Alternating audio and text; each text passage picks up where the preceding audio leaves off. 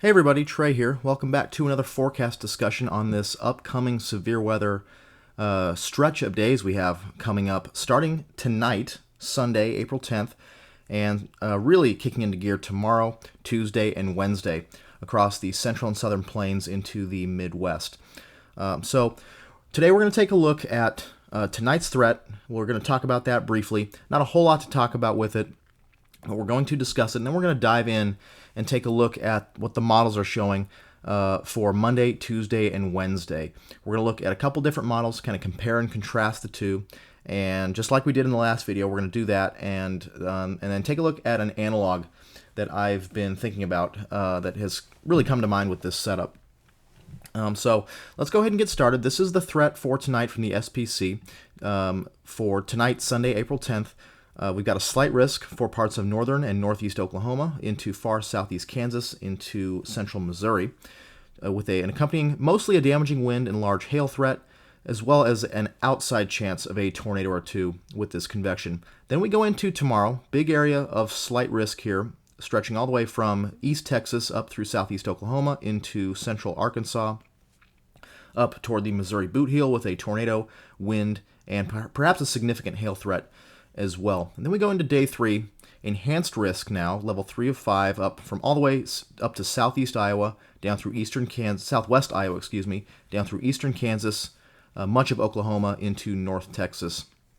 And then for Wednesday, we also have a 30% enhanced area outlined there from parts of the Midwest down into the southeast. So busy stretch of severe weather ahead for us here for much of the southern and central U.S. So let's go ahead and get started. Let's take a look at what we're seeing right now. We're going to take a look at our current conditions here.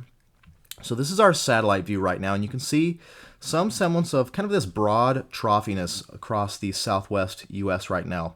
That's going to be a little bit of a factor tonight into tomorrow, but this is going to kind of flatten out into zonal flow as we go into tomorrow before our next trough, which you can't really see pictured here, still offshore, is really going to start to dig down. We're really going to get a nice trough out here across the western half of the U.S., but that is still well offshore, yet to develop at this point. So we're focused on this kind of lower amplitude trough feature here for today. Some short waves kind of rotating around this trough.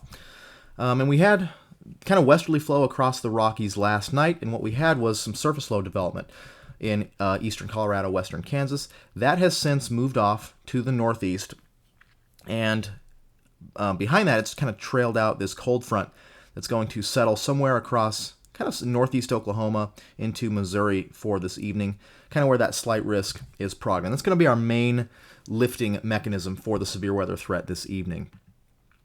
So when you have strong surface low development, you get moisture advection near the surface. Those southerly winds strengthen and back a little bit out of the south, and you get this moisture to get pulled up into the central and southern plains here, and we've already had that underway throughout the day today. You can see the 60s dew points kind of still lingering out here through East Texas southward, places like San Antonio, up toward Austin. You can see the highest dew points kind of out here centered along that Texas Gulf Coast region, Corpus Christi toward Houston, up into the mid-60s. But not really seeing a robust moisture surge at this point yet. We still have winds out of the south, so that moisture is going to continue to get pulled northward through the evening tonight and into the day tomorrow.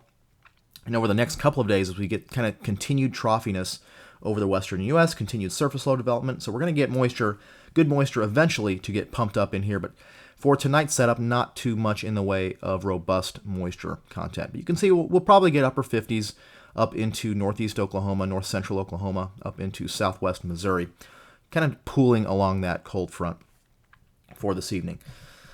So the main thing that's going to keep the threat at bay for at least today, and perhaps for the next couple of days, we'll talk about that in a second, but focusing on tonight, you'll notice we have a very strong cap in place here at this point. This was the 12Z sounding from Norman.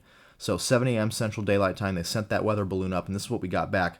Very steep lapse rates aloft here, and a very pronounced warm nose here at about 850 millibars. So very strong capping, and given the lack of overall forcing, remember we're talking about this kind of lower amplitude sort of trough feature in the upper air maps that we've been seeing here that we saw here for today, we're not going to have the lift that we're going to need to fully erode this cap and cool it and lift it so that we get surface-based thunderstorm development this evening.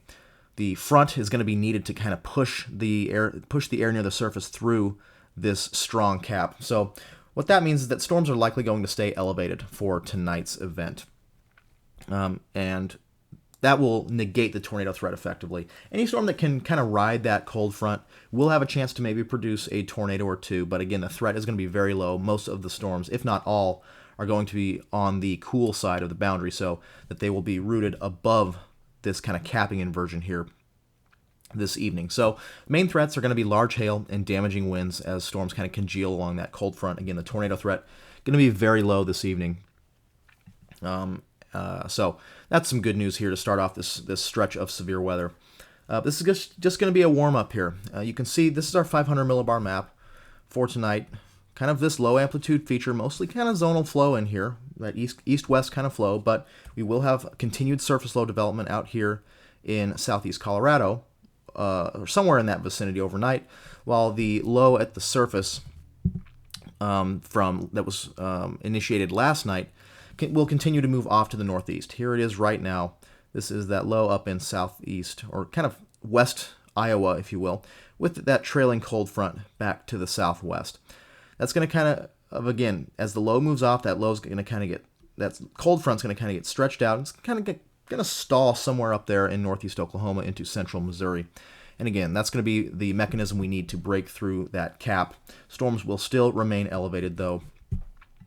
But given strong shear, given a low-level jet in place throughout the day today, and probably increasing overnight given continued surface low development out here in that eastern Colorado region, probably going to have some strong shear in place, so initial supercells are likely with a large hail and damaging wind threat tonight.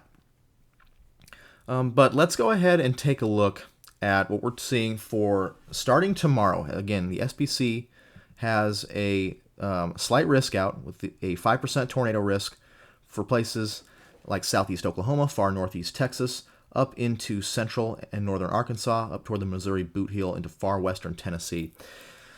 And so, pretty complex setup for tomorrow. It's going to be quite conditional as well because we're still going to kind of need that moisture to continue to get pulled north. This is going to be a multi-day sort of process here because our last system really swept the dew points off into the Gulf of Mexico. Really wiped out the moisture content here across the southern plains. Hence all the wildfires we've been having across southwest Kansas into western Oklahoma, the Texas Panhandle. And the overall just dryness we've been feeling across the region. It's been very, very dry for Kansas, Oklahoma, Texas, and surrounding areas. But now we're going to start to see that moisture get surge northward. And the question here with the next couple of days, particularly tomorrow, is going to be the moisture quality. So let's take a look at some 12Z soundings from this morning, kind of from the source region. So down here at Brownsville, Corpus Christi, we'll start with Brownsville here. And you'll notice that the moist layer is not all that deep. You can see we have 71/63 at the surface, so a fairly moist layer there at the surface. But it doesn't extend into the atmosphere that high. It doesn't even go up to 850 millibars, so a very kind of shallow, moist layer here. Some decently dry air aloft here, associated with that very strong EML and associated capping inversion we saw with the Norman sounding, pretty much in place across the entire southern plains right now. So very strong EML associated with this system. So given the fact that we're not going to see that main trough that we talked about that's kind of offshore really start to take shape Monday evening into Tuesday, the forcing for Monday is going to be quite weak. You can see tonight, as we go through the evening tonight, we've got that shortwave kind of moving through the central plains. That cold front, going to kind of be the main initiating factor for tonight's severe weather event. As we go into tomorrow, though, you'll notice, and this is the 12Z NAM from this morning, so the 7 a.m. Central Daylight Time run of the North American model here. You'll notice here that the flow really starts to become almost purely zonal here. We almost have east-west flow here, purely east-west flow here across the central and southern plains. So we really don't have a forcing mechanism. You can see where that main trough is. It's well back here across the Pacific Northwest. Not going to be a factor for tomorrow's severe weather threat. We've got this kind of mainly zonal flow. So, and almost if we go forward a couple of hours here, you can almost start to see some shortwave ridging start to appear. And when we talk about ridging versus troughiness, with troughs, we get height falls in the exit region, and we get surface low pressure development and associated rising motion. Well, with troughs, with ridges, that favors sinking motion and surface high pressure development. So we want to see troughs when we're looking for severe weather. We don't want to see ridging because that favors sinking motion and a lack of an overall the overall lift needed for storm development and rising motion needed for storm development.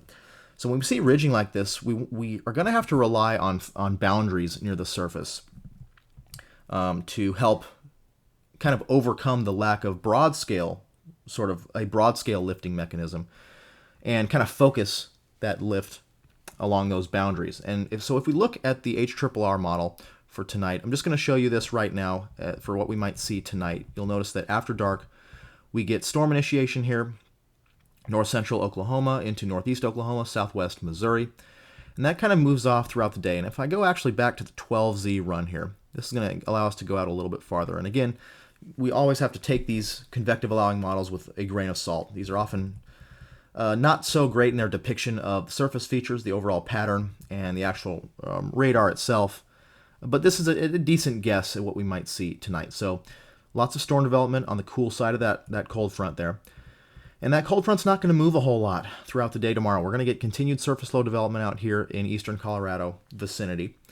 And that initial surface low going to move off to the northeast, and we're going to kind of have this boundary kind of stay up here in northeast Oklahoma, southwest Missouri.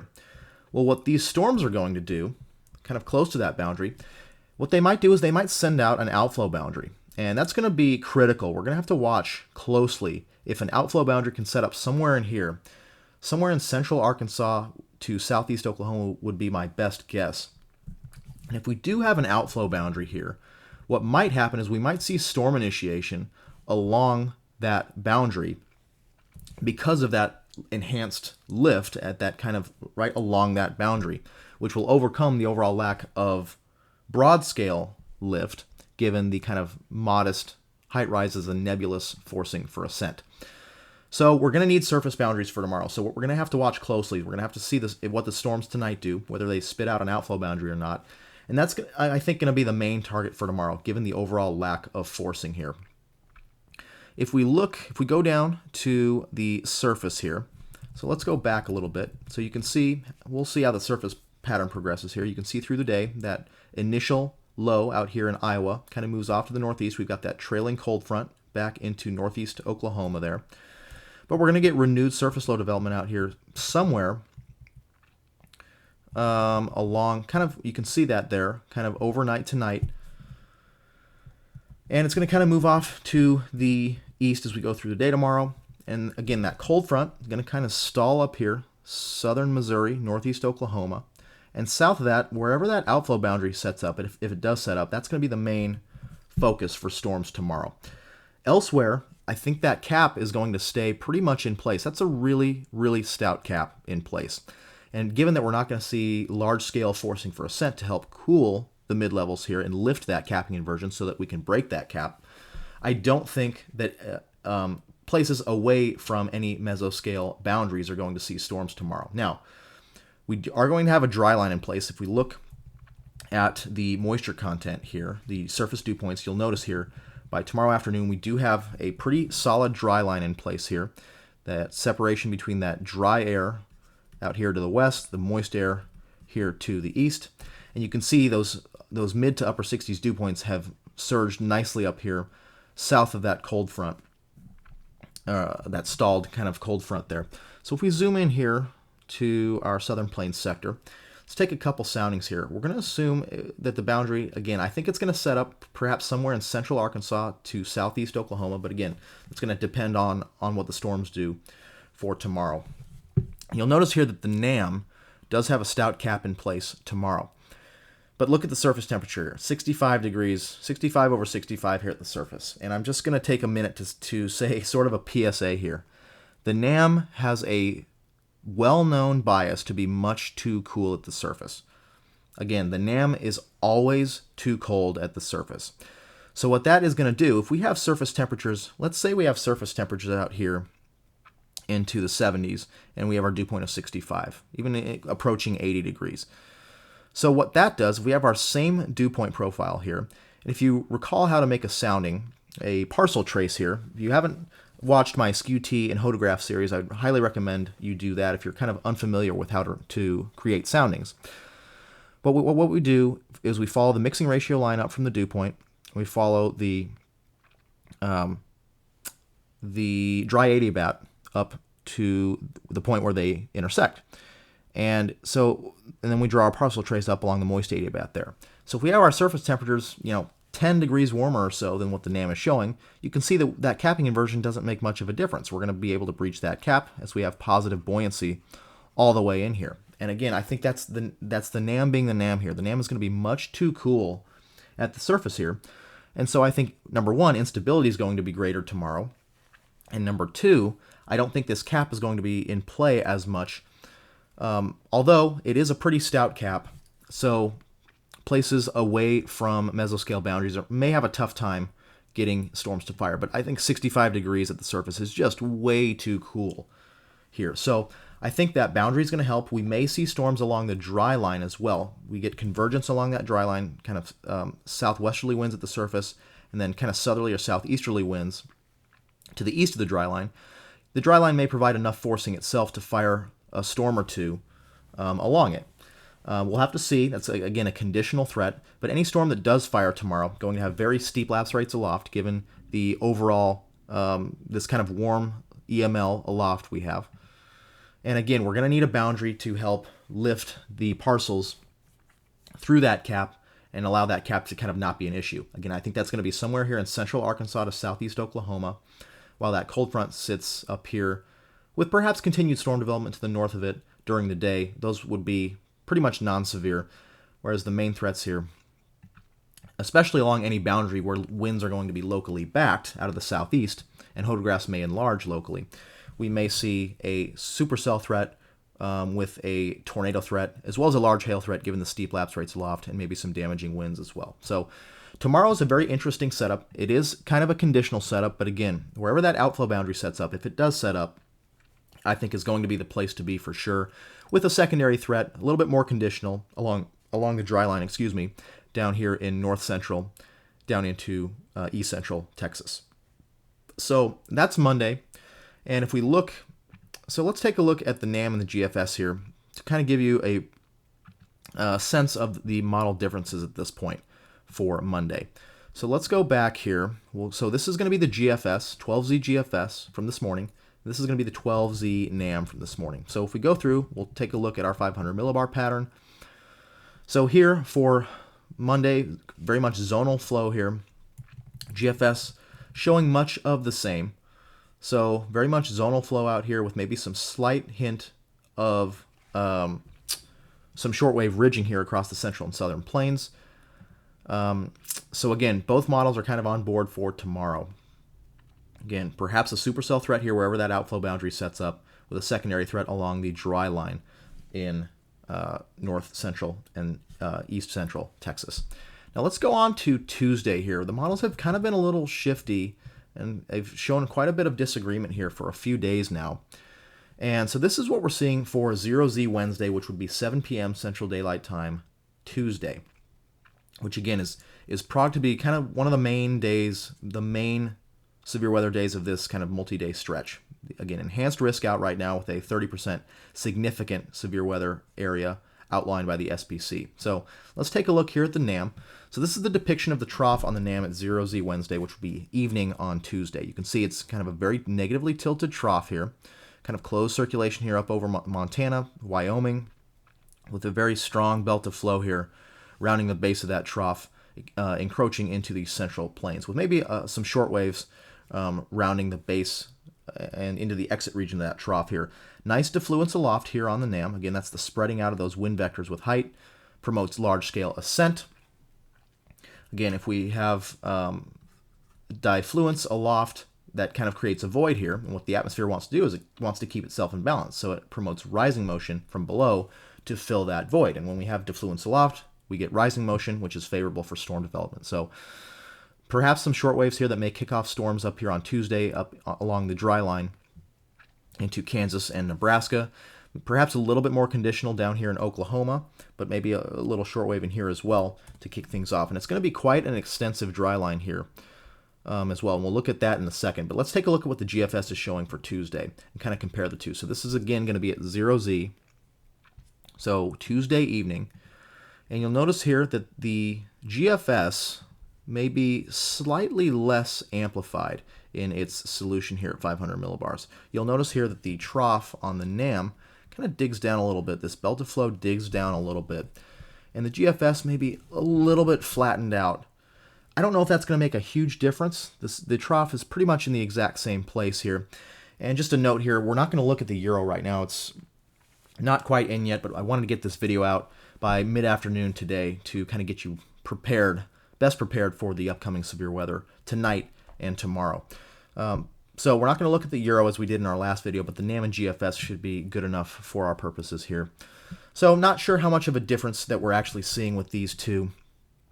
Let's go down to 850, see what we're seeing with the low-level jet for both of these models. And you'll see kind of the same thing as we go through the day.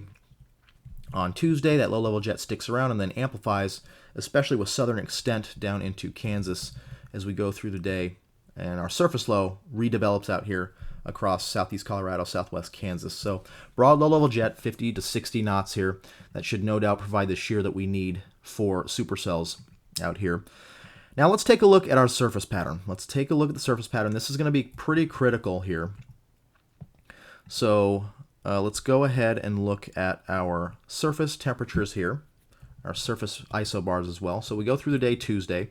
You can see very potent surface low up here into western Nebraska, trailing cold front back out here into southwest Kansas on the GFS, and really seeing much of the same here on the NAM.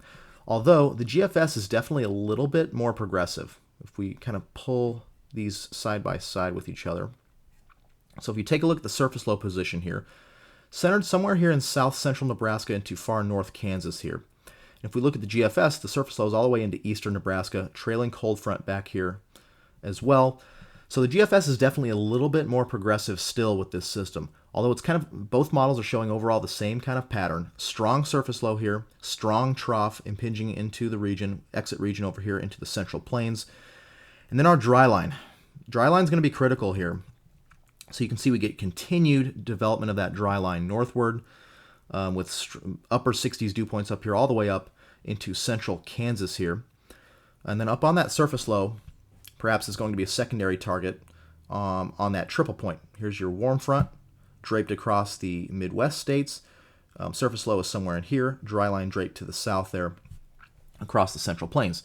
Let's go to the GFS now, see what it's doing with the dew points here.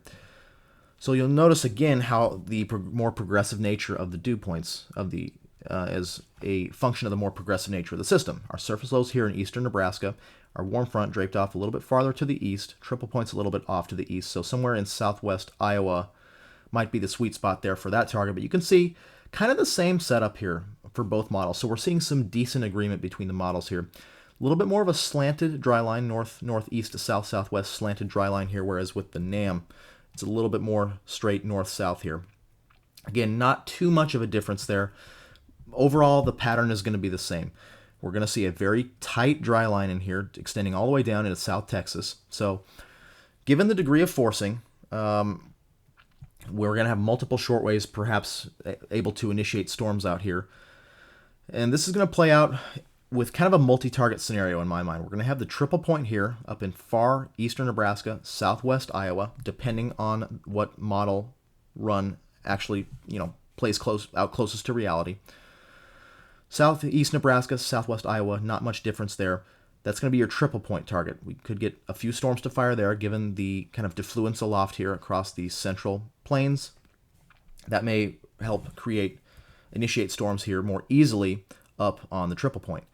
Farther south, perhaps a little bit more conditional threat. Again, that EML, that elevated mixed layer, is going to be in place for much of the day on Tuesday.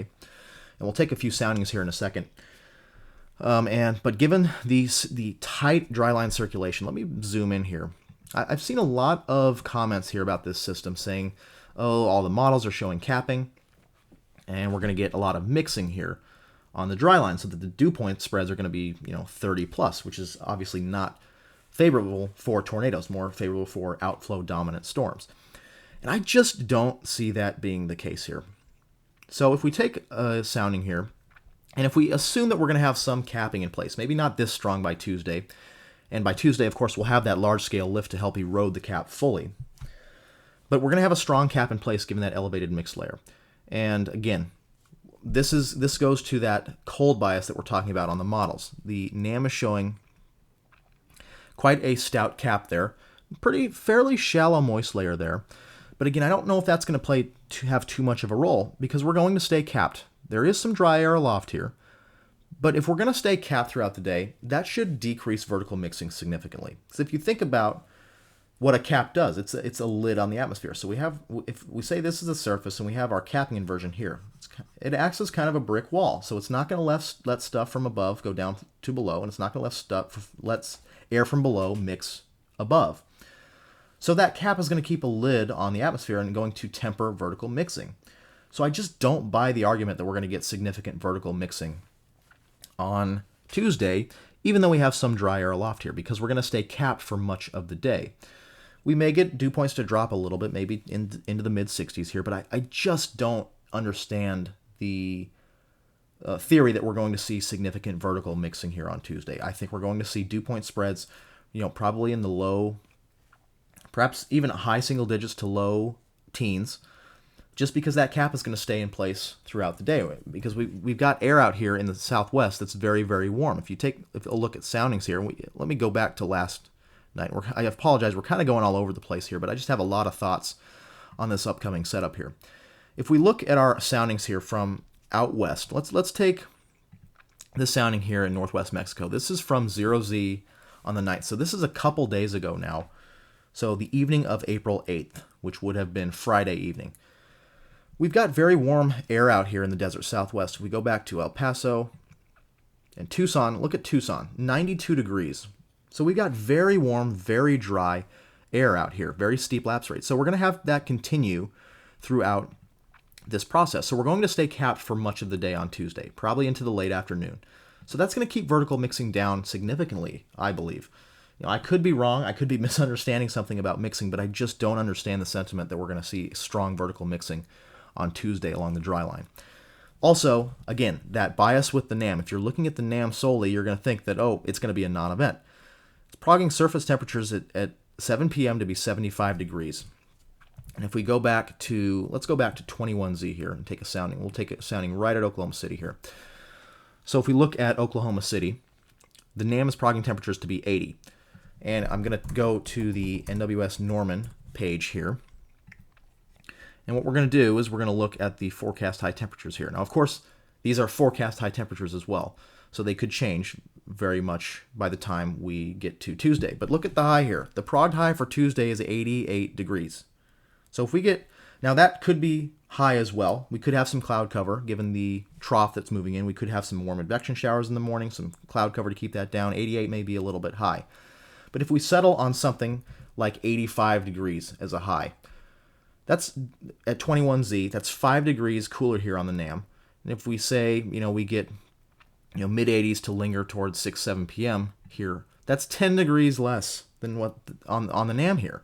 So the NAM is just way too cool. If we get up to 85 and we have, say, 85 over 67, well, usually 20 degree spreads are kind of the limit for tornadic supercells, and we're well within that here. So they may start out a little bit high based along the dry line, but once the temperatures cool a little bit into the early evening, I think there will be definitely supercells along the dry line. And even if it's a little bit capped, look at how tight this dry line is. You're telling me that we're not going to have enough convergence along this dry line to actually have the dry line circulation itself firestorms, at least in a discrete kind of isolated manner. I just don't buy that at all. I think we're definitely going to have storms along the dry line here. So places like Oklahoma City, down into North Texas, perhaps the Dallas-Fort Worth metro area, on Tuesday definitely need to be on alert here for the development of isolated supercells here along the dry line. And let's take a look here at the shear vector orientation with respect to the dry line here, and it's just, I mean, you can't get more classic than this. If the NAM solution is correct, let's look north-south oriented dry line here. Look at the shear vectors. They're almost purely perpendicular to the dry line. So there's no doubt in my mind that if supercells do fire here, which I think is highly likely here from South Kansas down into Oklahoma and North Texas, if supercells do fire, they are going to maintain a discrete supercell mode, which would increase the tornado threat, perhaps even some strong tornadoes. And I don't want to go out and say something like that yet, but very strong, large looping hodographs here in the low levels here. And so I think tornadoes are definitely going to be a threat with supercells that fire here, which I think will fire along the dry line here from central to South Kansas down into central Oklahoma, into North Texas. Let's take a couple soundings here on the NAM just to kind of give you a picture of what the atmosphere is looking like here. So with northern extent, the moisture quality may be a little bit more shallow, so we may be a little bit more capped with northern extent, a little bit shallower moist layer there, but again, I think surface temperatures are far too low on the NAM here, so I'm not really worried at this point about too much capping. Farther south into North Texas, we're a little bit farther removed from the best wind shear, the best winds aloft, so the photographs are less kind of looping here in the low levels, but still more than adequate for tornadic supercells, and the moisture quality should be a little bit better here farther south as well, closer to that source region of the moisture here. So again, for Tuesday, I'm just not buying the fact that it's going to be a cap bust, given the strength of the trough, given the strong convergence along the dry line. I just think we're going to see isolated storms out here from south central Kansas down into Oklahoma, including the Oklahoma City metro area, down into North Texas, with the threat for very large hail, given the steep lapse rates aloft, damaging winds, and perhaps a few tornadoes, a couple of which could be strong. Now we'll look at trends in the coming days. If the NAM does seem like it's onto something with the cooler surface temperatures, then we'll have to rethink our forecast here. But for right now, I'm fairly convinced that we're going to see supercell development along the dry line. Another thing to note here, if you look at these photographs, this is kind of our Oklahoma City hodograph. You'll notice that in the upper levels, they're not really that long, because in Oklahoma and Texas, we're kind of a little bit more removed from the main forcing mechanism. If we go back here and look where our winds aloft are, you'll notice that they're kind of displaced here off to the north and west of our dry line here, which is somewhere here in west central Oklahoma. So the strongest wind shear off to the west and off to the north here. So storms may be a little bit HP given the more weak flow aloft. Perhaps up into Kansas, if the storms do fire there, which I think they will, storms may be a little bit more inclined to be more your classic supercells with a little bit less precipitation into the mesocyclone region of the storm. But again, fairly weak shear aloft here, even up into Kansas. So the supercells may be a little bit more high precipitation here. But again, I think supercells are a good bet here along the dry line.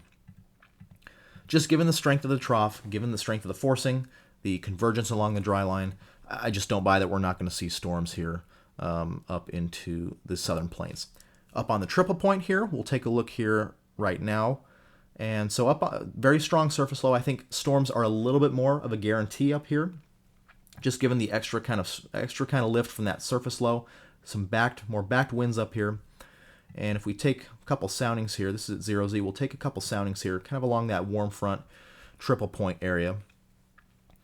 And so the NAM is still a little bit capped up here, but again, are we really going to see 66-degree temperatures up here in northeast Kansas, southeast Nebraska? No, I don't think so. I think temperatures up here are still going to be a little bit warmer at the surface, which would help get rid of this capping that is being modeled here. But you can see the photographs very favorable for tornadic supercells with some large hail as well, given the steep lapse rates aloft, and some damaging winds as well. So I think you've got two targets here, multiple targets here on Tuesday up along the surface low there on the triple point. And then again, down on the dry line, I think we're going to get isolated storm development there.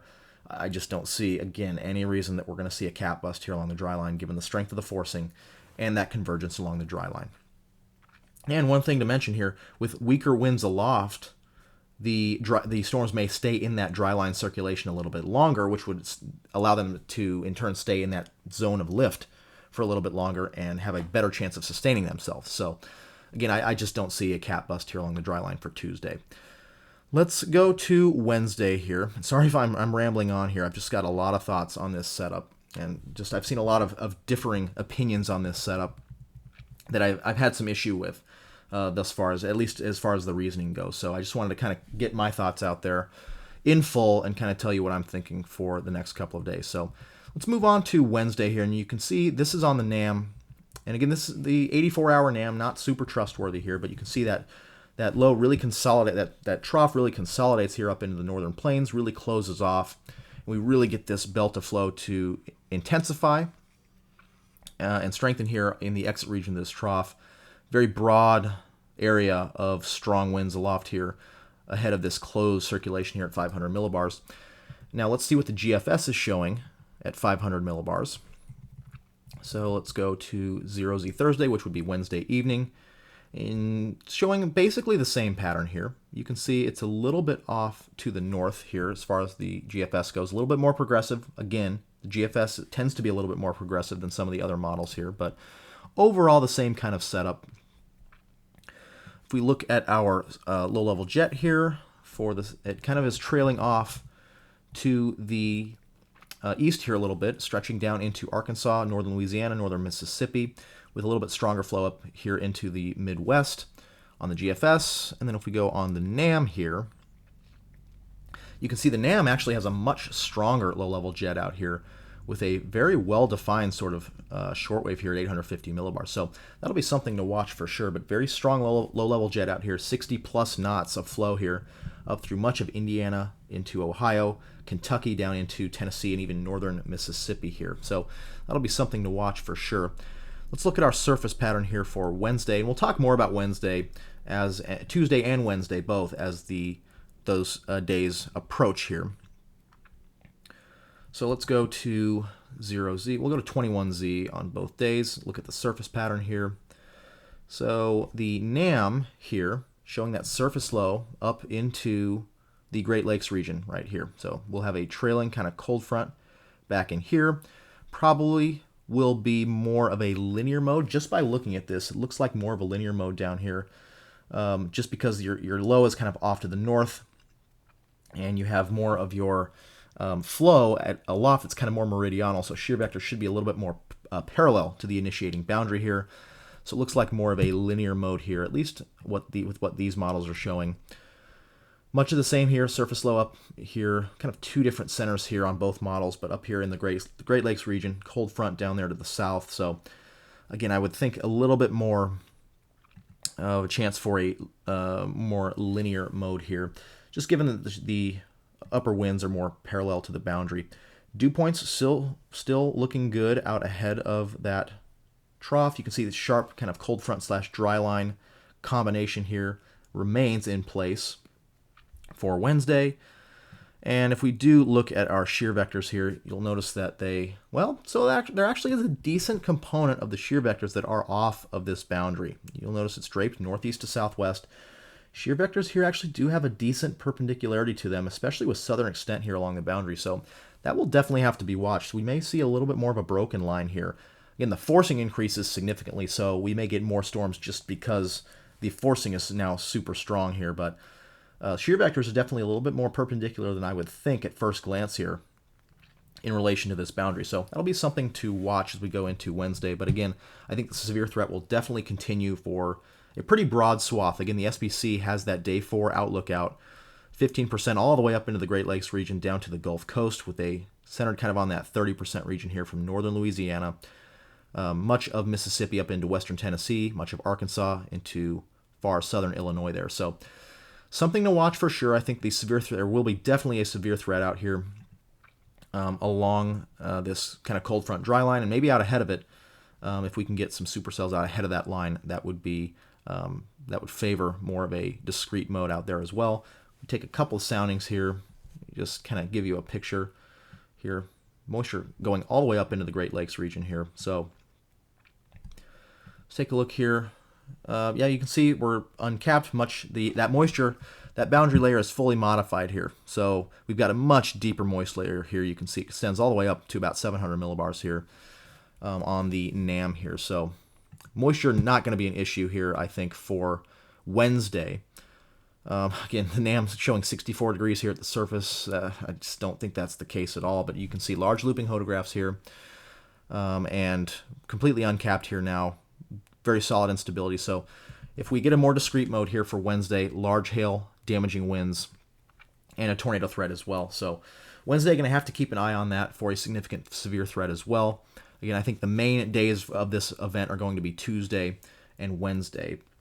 So talking about Tuesday a little bit more, I wanted to bring your attention to one of the analogs that I've been thinking a lot about, especially for Tuesday here, when we have this kind of very long sort of dry line, large area of potential severe weather, but we've seen perhaps some capping concerns with it. And I want to bring your attention to May 17th, 2019. It was where we had the McCook, Nebraska tornadoes up there on the triple point, and you had a separate area of storms that fired on the Dryline in the Oklahoma Panhandle, southwest Kansas, and then a separate area down there near Fort Stockton. But the main shows were kind of up here in southwest Nebraska and then down on the Dryline. And on this day, there was a very extensive dryline. If we look at our surface map here, this is at 23Z, so 6 p.m., May 17th, 2019. You can see our surface low, counterclockwise flow up here. So our surface low is up in here. And this was kind of the more guaranteed target, if you will. You had a little bit more forcing from that surface low, a little bit more lift. So storms up here were much less of a concern as far as initiation went up here in southwest Nebraska. But down along the dry line, none of the models were really showing much in the way of anything firing on the dry line. The convective allowing models were mostly dry. There were capping concerns. And if we look at the morning soundings here from that day, we'll take a look at the Dodge City sounding. You'll notice we're seeing very similar profile to what we're seeing with our event coming up. Very stout elevated mixed layer here, very large warm nose. So a lot of people, and even the models, were showing a lack of a convective initiation here along the dry line, just given this, stout cap in place. If we look at 500 millibars here, we did have kind of that trough, very strong trough here centered across the western continental U.S. is what we're going to have on Tuesday. But again, initiation along the dry line was pretty, people were skeptical about it. You can see here even the SPC was a little bit skeptical of it, only had a marginal risk down here into the Oklahoma Panhandle.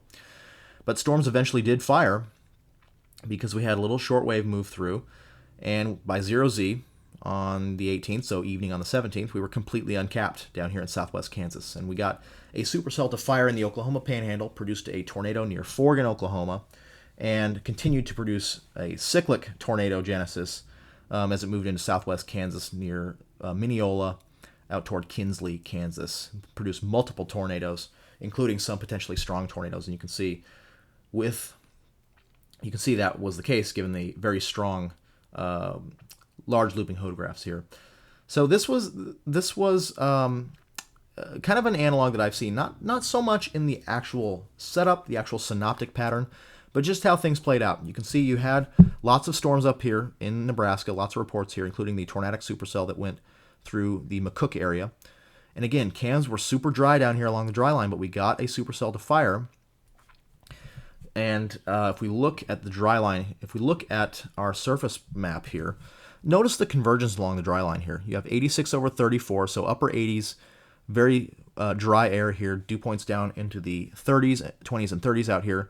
We've got southwest winds here in the Texas Panhandle, into the Oklahoma Panhandle, and southerly or southeasterly winds at 20 plus knots out here in west central Oklahoma, meeting up right at that dry line. So we had very strong convergence along that dry line, which was able to overcome any capping inversions that were left. And again, by 0Z, given the forcing nearby, we were completely uncapped, as you can see here in that Dodge City sounding. So again, I just don't buy the fact that we're going to see a cap bust on Tuesday. I think we're going to see isolated supercell development here along the dry line. Even if cams don't show much in the way of supercell development, I do think we're going to see it. The meteorology just screams to me that we're going to see isolated supercell development out here on the dry line. The more guaranteed target might be up here on the surface low. Just you have a little bit more lift from that surface low, a little bit more backed winds there, a little bit more convergence. So we may see storms fire first here on Tuesday up on the surface low, and more isolated down here along the dry line here a little bit later. But again, I just don't buy that we're going to see a cat bust. The models are too cool, especially the NAM, are too cool at the surface.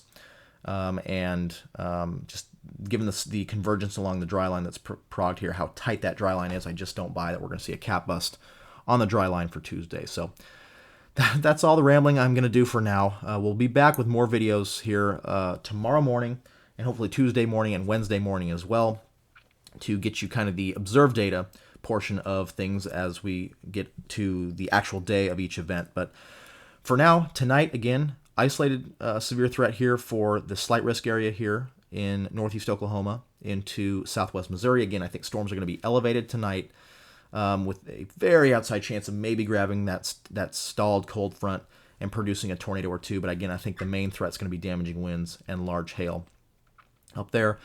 Tomorrow looks interesting. Again, I think wherever that outflow boundary sets up from tonight's storms is going to be the focus for severe storm initiation tomorrow, with a little bit more of a conditional threat along the dry line down there into north central and east central Texas. Tornadoes, damaging winds, and large hail will be the threat for tomorrow, Monday. Then we move into Tuesday. Again, we've talked about Tuesday ad nauseum here. I think two different targets going to be along the triple point up here along the surface low, southeast Nebraska, southwest Iowa, and then down along the dry line. I do think we will get isolated supercell development down along the dry line here from central Kansas down through west central Oklahoma, down into north central Texas, with the potential for tornadoes, perhaps a couple strong, and the threat for large hail, given the steep lapse rates aloft, and damaging winds. And then we go into Wednesday.